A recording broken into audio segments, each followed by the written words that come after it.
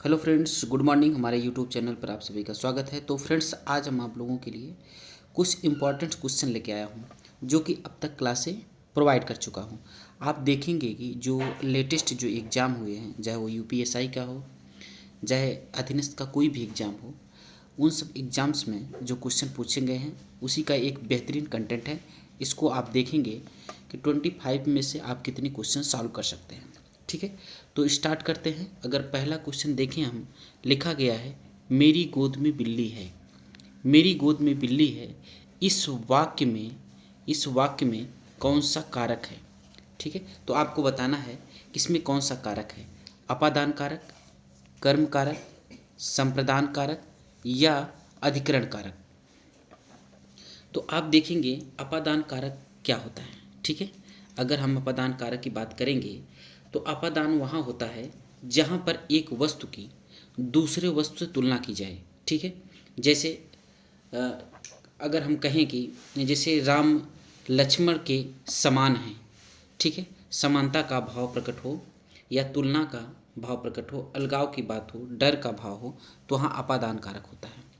ठीक है, अगर वहीं कर्म की बात की जाए तो कर्म कहाँ होता है, कर्म का जो है विभक्ति चिन्ह को होता है।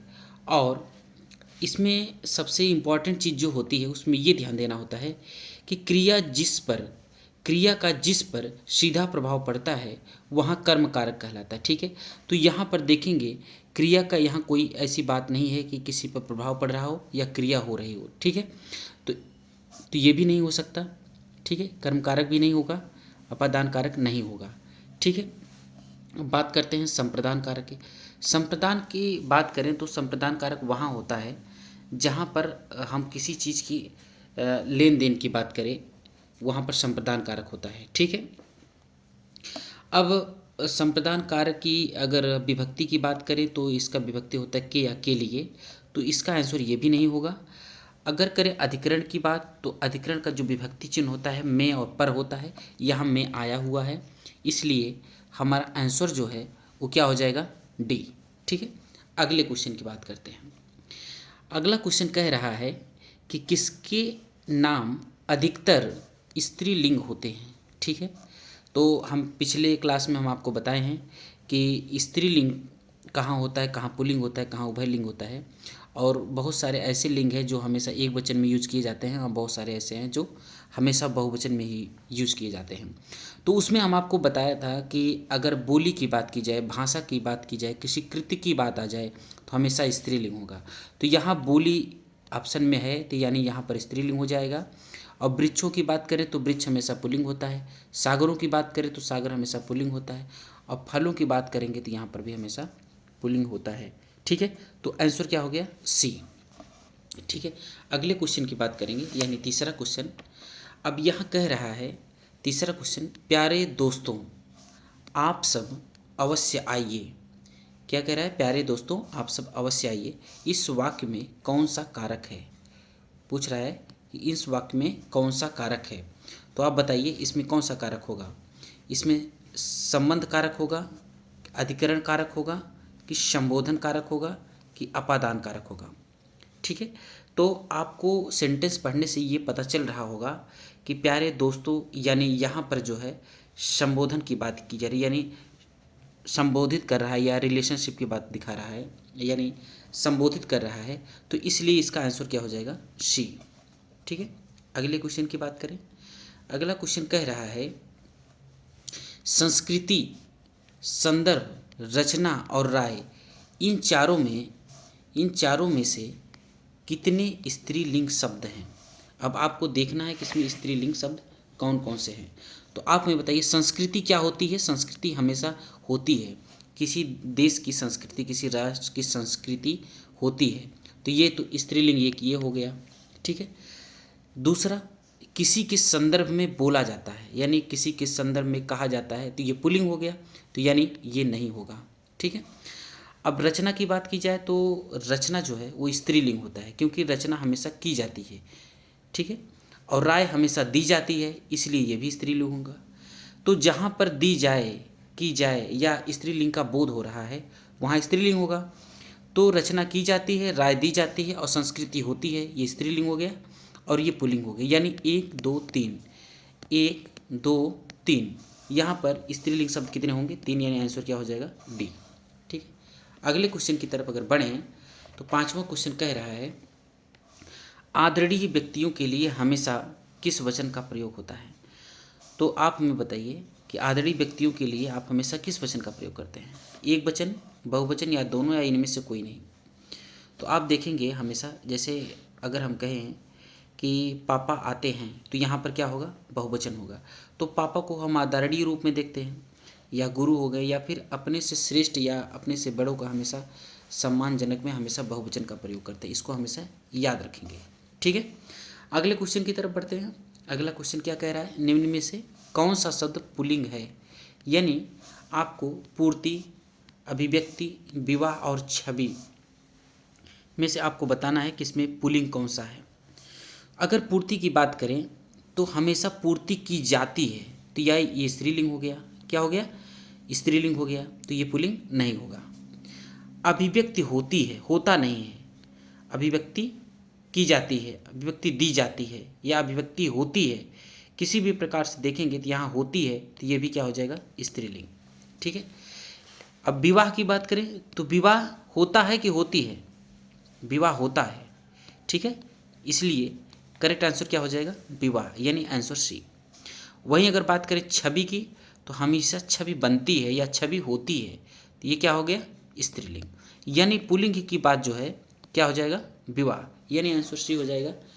विवाह जो है पुल्लिंग है, बाकी सब स्त्रीलिंग है। ठीक है, अगले क्वेश्चन की तरफ बढ़ते हैं। जाति जाति शब्द का बहुवचन रूप क्या होगा? यानी जो जाति होती है, जाति का अगर हम बहुवचन बनाएंगे तो क्या होगा? जातीय, जातियाँ, जातियों, या जतियाँ। ठीक है, अगर आप वर्तनी की दृष्टि से देखेंगे तो इसमें ये भी होगा और यही हमेशा करेक्ट होगा। ये गलत है, ये भी गलत है, और ये भी गलत है। Answer is correct is B. ठीक है, अगले क्वेश्चन की बात करें। निम्नलिखित में से किस वाक्य में अपादान कारक है? अब अपादान कहाँ होता है? अपादान कारक का आप देखेंगे कि अपादान कारक कहाँ होता है, या अपादान के लिए क्या होता है? जहाँ पर एक वस्तु से दूसरे वस्तु की तुलना की जाए, क्या होती है? जहाँ एक वस्तु से दूसरे वस्तु की तुलना की जाए वहाँ क्या होता है? अपादान कारक होता है। या तुलना, समानता या अलगाव की बात हो तो वहाँ पर क्या होता है? अपादान कारक होता है। तो हम इसमें देखेंगे कहीं ऐसा है कि जो अलगाव की बात कर रहा हो, मोहन ने पत्र लिखा, अलगाव की बात नहीं हो रही है, यानी इसमें नहीं होगा अपादान कारक। हम आँखों से देखते हैं, इसमें भी ऐसा कुछ नहीं है कि अलगाव की बात हो, या तुलना की बात हो, या समानता की बात हो, ऐसा कोई भाव प्रकट नहीं हो रहा है। जब कभी भी ऐसे शब्द आ जाएं, तुलना हो, समानता हो, अलगाव हो, डर का भाव हो, ठीक है, तो वहाँ पर क्या होता है? अपादान कारक होता है। तो बिल्ली छत से कूद पड़ी, यानी यहाँ पर देखिए अलगाव की बात हो रही है। बिल्ली जो है वो कहाँ से कूद पड़ी? छत से, यानी छत से अलग हो रही है, तो यानी आंसर इसका क्या हो जाएगा? सी इज करेक्ट आंसर। ठीक है, अगले क्वेश्चन की तरफ बढ़े अगर, तो चाय शब्द का प्रयोग किस वचन में होता है? चाय शब्द का प्रयोग किस वचन में होता है? हमने पिछले वीडियो में आपको बताया था कि अगर जितने भी पेय पदार्थ होते हैं सब क्या होते हैं? पुल्लिंग होते हैं। क्या होते हैं? पुल्लिंग होते हैं, सॉरी बहुवचन होते हैं। लेकिन अगर चाय की बात की जाए, चाय और दारू अगर इसकी बात की जाए, ये अपवाद है। चाय अगर दारू की बात की जाए तो एक वचन होता है। क्या होता है? एक वचन होता है, और बाकी जितने भी पेय पदार्थ होते हैं सब बहुवचन की श्रेणी में आते हैं। ठीक है, समझ में आया? आगे बढ़ते हैं अगले क्वेश्चन की तरफ। 10वां क्वेश्चन क्या कह रहा है? गहने अलमारी में हैं। ठीक है, अब में आया है तो में किसका विभक्ति होता है? आप देखेंगे में जो है हमेशा अधिकरण कारक का होता है। क्यों? अधिकरण का जो विभक्ति चिन्ह होता है वो में और पर होता है। ठीक है, इसका आंसर सीधे सीधे क्या हो जाएगा? बी। ठीक है, समझ में आया? आगे बढ़ते हैं। अगला क्वेश्चन कह रहा है कि मैं काम से जा रहा हूँ। काम से जा रहा हूँ वाक्य में कौन सा कारक है? यानी कारक पूछ रहा है। करण कारक होगा कि अपादान कारक होगा, कि अधिकरण कारक होगा, कि संप्रदान कारक होगा? ठीक है, अगर करण कारक की बात करें तो करण कारक से और द्वारा, इसका विभक्ति चिन्ह क्या होता है, से और द्वारा, से यहाँ आया हुआ है, ठीक है। तो यहाँ पर आंसर क्या हो जाएगा, सी। अपादान नहीं होगा, अधिकरण नहीं होगा और संप्रदान नहीं होगा, ठीक है। अगले क्वेश्चन की बात करें। अगला क्वेश्चन क्या कह रहा है, निम्न में से कौन सा शब्द स्त्रीलिंग नहीं है। क्या है, स्त्रीलिंग नहीं है। देखिए, हम अगर आपसे कहें यामा की बात करें तो यामा स्त्रीलिंग है। क्यों, क्योंकि ये एक कृति है, रचना है। तो रचना या कृति या भाषा या बोली हमेशा क्या होती है, स्त्रीलिंग होती है, ठीक है। अब इसकी बात करें, यहाँ पर योजना की बात करें अगर, तो योजना में देखेंगे योजना बनाई जाती है। क्या होती है, योजना बनाई जाती है, ठीक है। तो यहाँ पर स्त्रीलिंग ये भी हो जाएगा, ठीक है। और भिक्षा जो है, भिक्षा हमेशा मांगी जाती है, इसलिए ये भी स्त्रीलिंग हो जाएगा, ठीक है। करेक्ट आंसर क्या हो जाएगा, संभल। क्या होगा, संभल। संभल इज करेक्ट। अगले क्वेश्चन की बात करें, यहाँ पर दिया गया है कि पंखा का बहुवचन क्या होगा। जो पंखा शब्द दिया गया है इसका बहुवचन क्या होगा, पंखे, पंखे या पंख या पंखे, ठीक है। तो इसमें देखेंगे इसका आंसर क्या हो जाएगा, डी। अवर्तनी की दृष्टि से और सब गलत भी है और ये एक वचन के रूप में है, ठीक है। तो आंसर इसका क्या हो जाएगा, डी। आगे बढ़ते हैं। हरि मोहन को रुपए देता है। अब यहाँ को आया है तो आपको देख करके कर्ता ने कर्म को तो तुरंत कर्म कारक मार देंगे, लेकिन ऐसा इसमें कोई बात नहीं है। क्यों, इसको हमें देखना है कि सारे ऑप्शन को बहुत अच्छे से हमें ध्यान देना है, क्योंकि जितने भी क्वेश्चन पूछे गए हैं लेटेस्ट एग्जाम में वही सारे क्वेश्चन हैं। अगर आप यहाँ 25 में 23, 24 कर ले रहे हैं तो बहुत बेटर है, ठीक है। जैसे हम कहें कि हम कर्म कारक देखें तो कर कारक में को जरूर होता है विभक्ति के रूप में, लेकिन यहाँ पर देखेंगे देने की बात हो रही है। क्या हो रही है, देता है, देने की बात होती है। तो जब जहाँ पर लेन देन की बात होती है वहाँ पर क्या होता है, हमेशा जहाँ लेन देन की बातें होती है वहाँ पर क्या होता है, संप्रदान कारक होता है। क्या होता है, संप्रदान कारक वहाँ पर हो जाता है, यानी आंसर इसका सी हो जाएगा, ठीक है। और ये कर्म कारक नहीं मारना है, ठीक है। हर चीज़ अच्छे से ध्यान देते हुए आपको देखना है, ठीक है। अगले क्वेश्चन की तरफ बढ़ेंगे। इनमें से देखिए अंगरखा, अंगरखा दिया गया है, शब्द क्या है, यानी तत्सम है कि देशज है कि विदेशज है कि तद्भव है, ठीक है। तो हम आपको बताएं कि जहाँ पर चांद की मात्रा आ जाए, चंद बिंदु आ जाए, वहाँ पर हमेशा क्या होता है, तद्भव।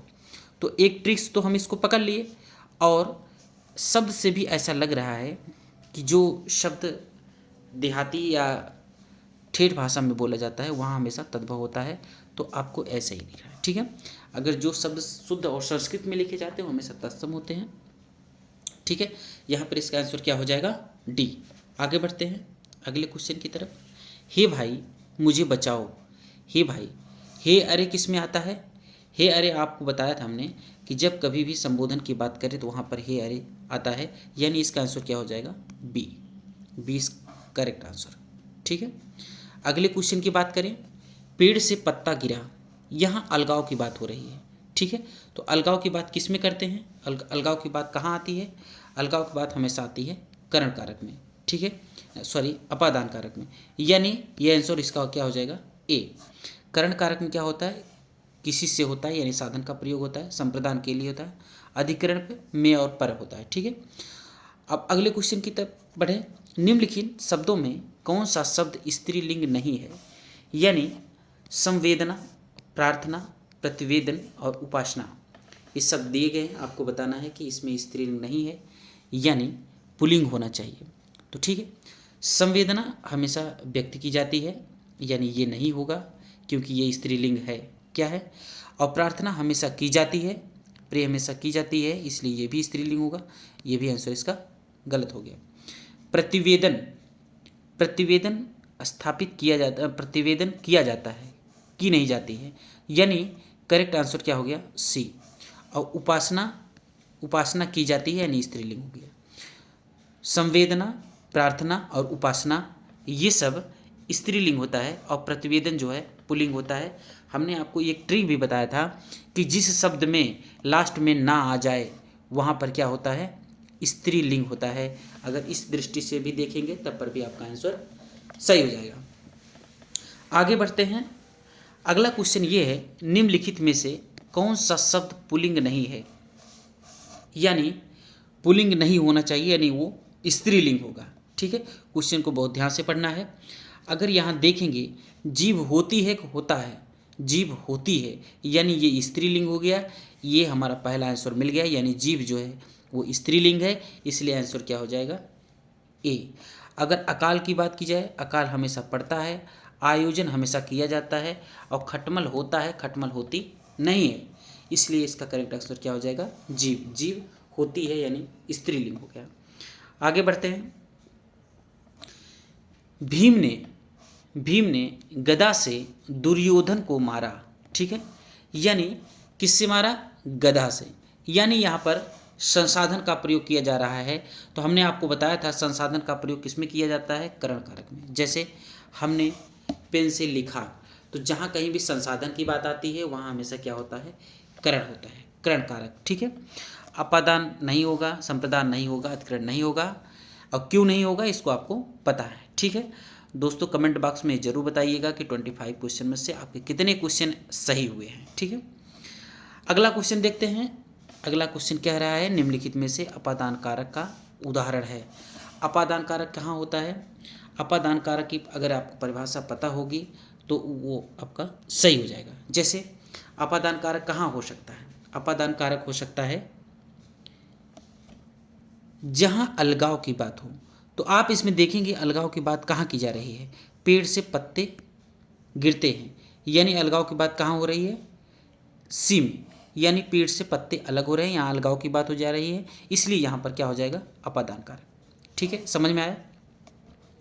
अगले क्वेश्चन की तरफ अगर बढ़ें तो अगला क्वेश्चन क्या है, अगला क्वेश्चन है, निम्नलिखित में से स्त्रीलिंग संज्ञा नहीं है, यानी हमें जो है पुल्लिंग ढूंढना है। तो चलिए शुरू करते हैं। अगर पहला देखेंगे, पहला ऑप्शन, तो पहला ऑप्शन दिया गया ब्रज, दूसरा दिया गया देवनागरी, और तीसरा दिया गया मच्छर, और चौथा दिया गया तृतीया। तो आप देखेंगे कि स्त्रीलिंग संज्ञा नहीं है, यानी पुल्लिंग होना चाहिए। ब्रज, ब्रज क्या है, एक भाषा है, एक बोली है, तो ये क्या हो जाएगा, स्त्रीलिंग, यानी ये कैंसर गलत हो गया, हमें पुल्लिंग ढूंढना है। देवनागरी, देवनागरी क्या है, एक लिपि है, ये भी स्त्रीलिंग हो गया। हमने आपको बताया था कि देवनागरी हो, कोई भी बोली हो गई, कोई भी भाषा हो गई, कोई लिपि हो गई, वो हमेशा क्या होती है, स्त्रीलिंग होती है, इसलिए ये भी आंसर गलत हो जाएगा। अब मच्छर की बात करें, मच्छर होती नहीं है बल्कि मच्छर होता है, यानी आंसर सी सही हो जाएगा। और अगर प्रथमा द्वितीया की बात करें तो ये भी हमेशा स्त्रीलिंग होता है, जहाँ कहीं भी ये आए इसको हमें स्त्रीलिंग ही समझना है। ठीक है, आगे बढ़ते हैं अगले क्वेश्चन की तरफ। संज्ञा या सर्वनाम के जिस रूप से अलग होने का भाव प्रकट हो, अलगाव की बात कहाँ होती है, अलगाव की बात कहाँ होती है, हमेशा अलगाव की बात जो है वो अपादान कारक में होती है, अपादान से अलग। ठीक है, अपादान में अलगाव की बात होती है, इसलिए इसका आंसर क्या हो जाएगा, ए। ठीक है, आगे बढ़ते हैं अगले क्वेश्चन की तरफ। अगला क्वेश्चन देखेंगे, किस पुल्लिंग शब्द का लिंग परिवर्तन सही नहीं है, यानी जो आंसर दिया गया है, जो ऑप्शन दिया गया है उसमें आप देखेंगे कि जो लिंग परिवर्तन दिया गया है क्या वो सही है। देख रहे हैं, पहला दिया गया है नायक नायिका, दूसरा दिया गया है सेवक सेविका, तीसरा दिया गया है अनुज अनुजा, और चौथा दिया गया संचालक और संचारिका। तो आप इसमें हमें बताइए कि इसमें कौन सा ऐसा है जो सही नहीं है। तो पहले से शुरुआत करते हैं, नायक का नायिका होता है, यानी पहला वाला सही है और हमें गलत ढूंढना है। दूसरा देखेंगे तो सेवक का सेविका होता है, ये भी सही है, यानी ये भी आंसर नहीं होगा। और तीसरा देखेंगे अनुज का अनुजा, ये भी सही है। अब यहाँ चौथा देखेंगे तो संचालक का संचारिका नहीं होता, बल्कि संचालक का संचालिका होता है। ठीक है, यानी आंसर हमारा क्या हो जाएगा, डी ऑप्शन। ठीक है, आगे बढ़ते हैं। अगला क्वेश्चन है, अगला क्वेश्चन कह रहा है, अरी गुलाबो, यानी संकेत दे रहा है, अली गुलाबो झाड़ ठीक से लगाओ, यानी झाड़ जो है ठीक से लगा में कौन सा कारक है, यानी पूछ रहा है कि इसमें कौन सा कारक होता है। अगर दोस्तों हम यहाँ पर देखें तो ऑप्शन दिया है कर्म कारक, संप्रदान कारक, करण कारक और संबोधन कारक। तो कर्म कारक की बात की जाए तो कर्म कारक की जो विभक्ति चिन्ह होती है को होती है, इसमें ऐसा कोई बातें नहीं की गई है। और अगर हम दूसरे ऑप्शन मतलब कर्म कारक को अगर दूसरे एंगल से हम देखेंगे तो कर्म कारक होता कहाँ है, क्रिया का जिस पर सीधा प्रभाव पड़ता है वहाँ कर्म कारक होता है। यहाँ ऐसी कोई जिक्र नहीं की गई है, यानी कर्म कारक नहीं होगा। संप्रदान कारक की अगर बात की जाए, संप्रदान कारक की जो विभक्ति चिन्ह होता है वो के होता है और के लिए होता है। इसमें भी ऐसा कोई जिक्र नहीं किया गया है। जहाँ लेन देन की बात होती है, जहाँ इस तरह की बातें की जाए वहाँ क्या होता है, संप्रदान कारक होता है। इसलिए इसका आंसर क्या है, संप्रदान कारक जो है हमेशा संप्रदान कारक कहाँ होता है, संप्रदान कारक वहाँ होता है जहाँ लेन देन की बात की जाती है। ठीक है, तो इसका आंसर ये भी नहीं होगा। करण कारक हमेशा संसाधन का प्रयोग किया जाता है, इसका विभक्ति चिन्ह से और के द्वारा होता है, तो इसका आंसर यहाँ भी ये भी गलत हो जाएगा। और संबोधन से आपको पता चल रहा है यहाँ संबोधन की बात की जा रही है, यानी आंसर इसका क्या हो जाएगा, डी। तो दोस्तों ये रहे आपके 25 इंपॉर्टेंट क्वेश्चंस। अगर आप ये टेस्ट दे रहे हैं यानी ये समझ रहे हैं कि हम अगर इसमें से 25 किए हैं तो उसको भी कमेंट बॉक्स में बताएंगे, और 24 किए हैं तो उसको भी बताएंगे। ठीक है, तो दोस्तों आज के लिए बस यहीं तक, फिर हम अगली क्लास लेकर के फिर उपस्थित होंगे। अगर कंटेंट अच्छा लगा हो, वीडियो अच्छी लगी हो तो लाइक सब्सक्राइब करना ना भूलें। Thank you so much.